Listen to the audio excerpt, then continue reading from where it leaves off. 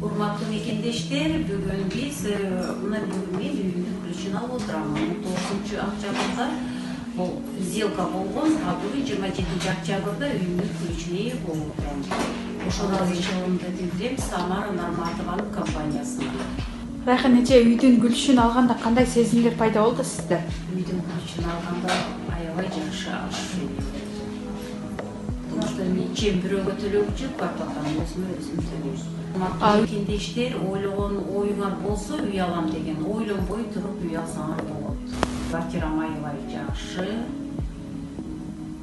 Жарык өзүмө жагат, 2 комнаталуу квартира. Балашыкада Балашыканын центринде квартирам. 3-этаж, 5-этаж туумду. Бардыгына ийгилик. Самара Норматованын ушул компаниясында иштеген кыздары балдары оперативный иштеп аябай жакшы ийгилик